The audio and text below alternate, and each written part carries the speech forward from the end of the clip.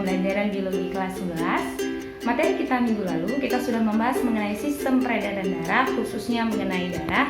Nah, untuk kali ini kita akan masih membahas mengenai sistem peredaran darah, materinya mengenai jantung dan pembuluh darah.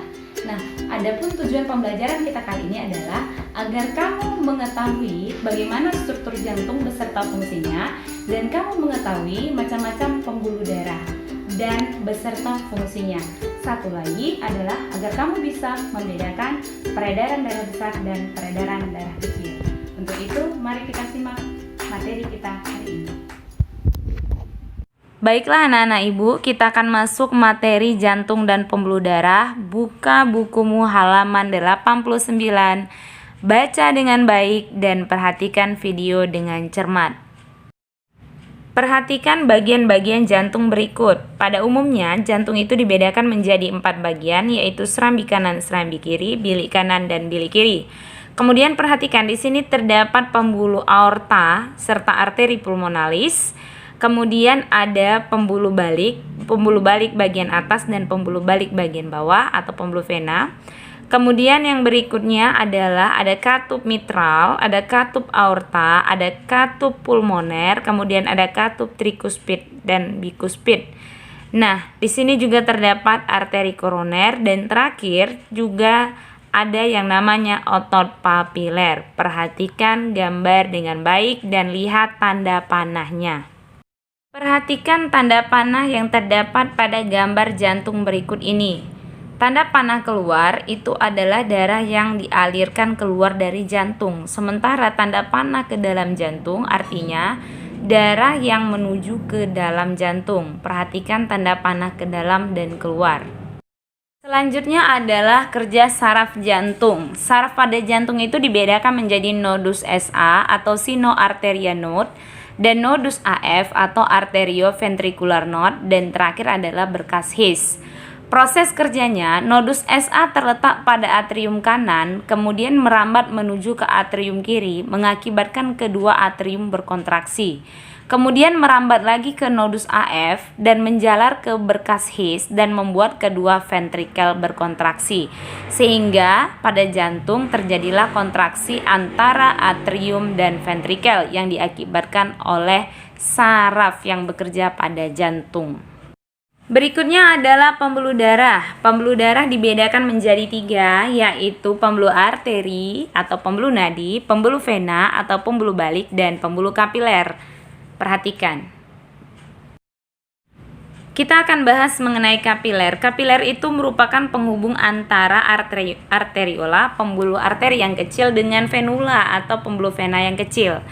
Dan kapiler merupakan tempat terjadinya pertukaran zat-zat antara darah dan cairan jaringan. Kemudian berfungsi mengambil hasil-hasil dari kelenjar, menyerap zat makanan yang terdapat di usus, kemudian menyaring darah yang terdapat di ginjal. Itulah fungsi dari kapiler.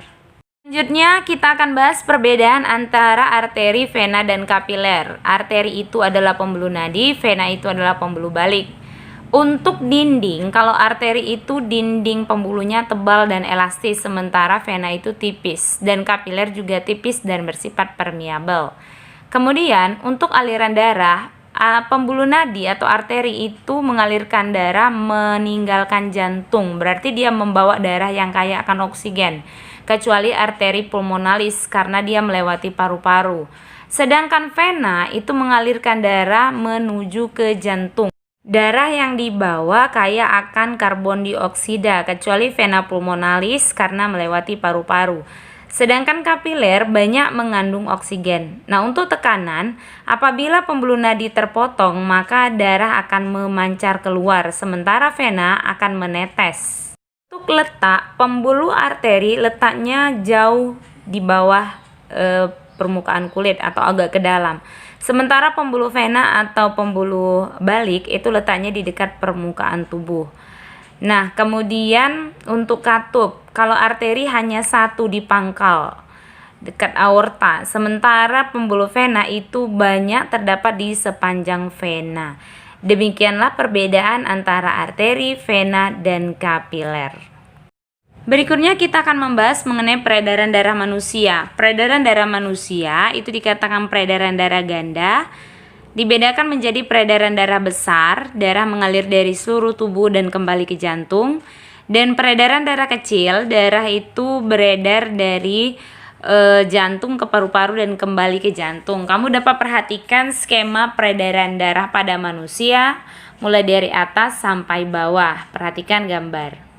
Peredaran darah manusia dikatakan peredaran darah ganda. Peredaran darah ganda terdiri dari peredaran darah kecil dan peredaran darah besar.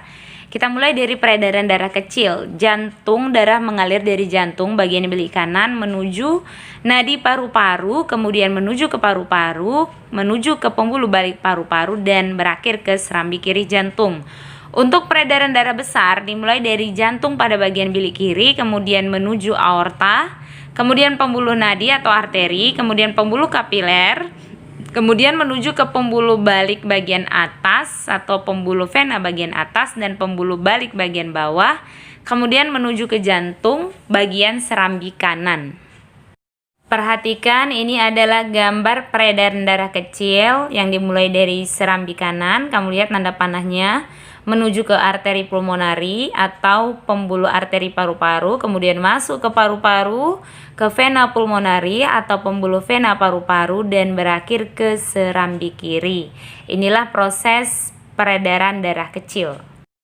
Sedangkan untuk peredaran darah besar, kamu perhatikan, itu dimulai dari nomor 4, bilik kiri, kemudian menuju ke nomor 12, yaitu pembuluh aorta, kemudian menuju ke nomor 6, itu adalah arteri, dan menuju ke nomor 7, itu kapiler, nomor 5 itu adalah vena cava inferior, dan menuju ke nomor 1, itu adalah atrium kanan atau serambi kanan.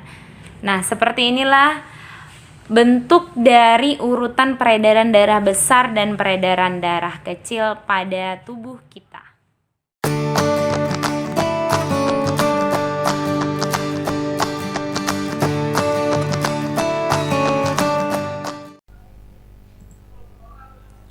Kamu dapat merasakan detak jantungmu setiap kali kamu meletakkan tanganmu di dada.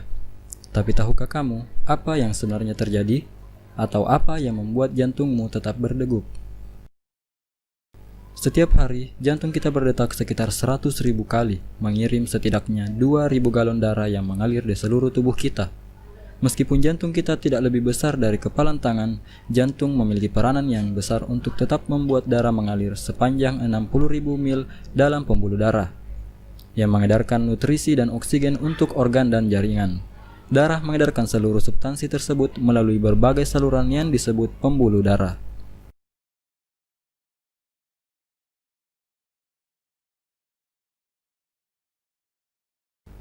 Pembuluh darah meliputi arteri, vena,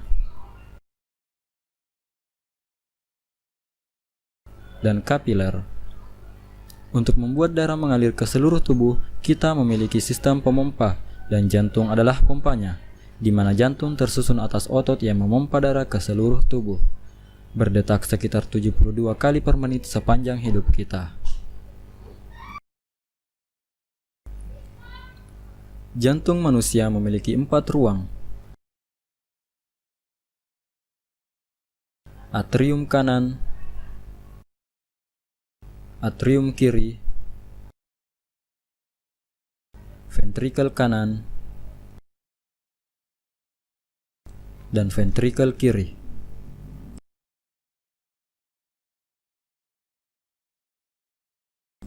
Jantung memiliki 4 katup, yaitu katup trikuspid, katup mitral,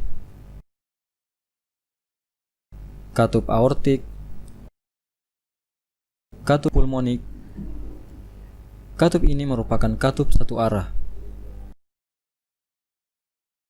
Sekarang kamu telah mengetahui struktur jantung. Selanjutnya, mari kita cari tahu bagaimana jantung bekerja.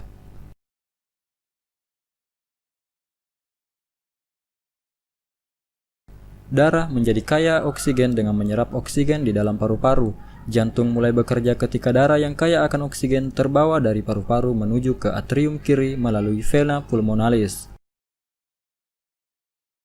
Saat atrium kiri berelaksasi, darah akan terpompa masuk ke jantung. Saat atrium kiri berkontraksi, secara bersamaan ventrikel kiri akan berelaksasi. Atrium kiri menekan darah menuju ventrikel kiri melalui katup satu arah. Ketika ventrikel kiri berkontraksi, darah akan terpompa menuju aorta, di mana darah yang kaya akan oksigen dialirkan menuju bagian tubuh lainnya kecuali paru-paru. Darah yang kaya akan oksigen mencapai seluruh tubuh melalui pembuluh darah yang disebut dengan arteri. Pembuluh darah akan bercabang menjadi kapiler, yang selanjutnya akan menjangkau berbagai organ yang berbeda di dalam tubuh. Selanjutnya darah akan terdeoksigenasi, lalu pembuluh darah kapiler akan bercampur dan menuju ke pembuluh darah yang lebih tebal yang disebut vena. Vena akan membawa darah yang miskin oksigen menuju jantung. Pembuluh darah yang membawa darah yang miskin oksigen disebut dengan vena cava.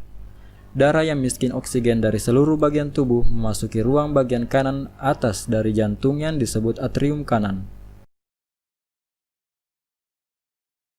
Atrium kanan akan berkontraksi dan memungkinkan darah untuk mengalir menuju ventrikel kanan melalui katup satu arah.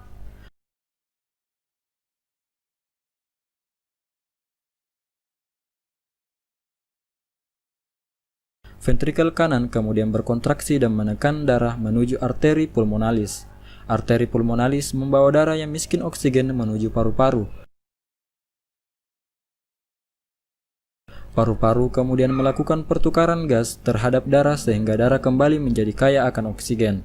Darah tersebut selanjutnya akan dialirkan kembali ke jantung melalui vena pulmonalis dan kembali mengulang siklus sirkulasi tersebut.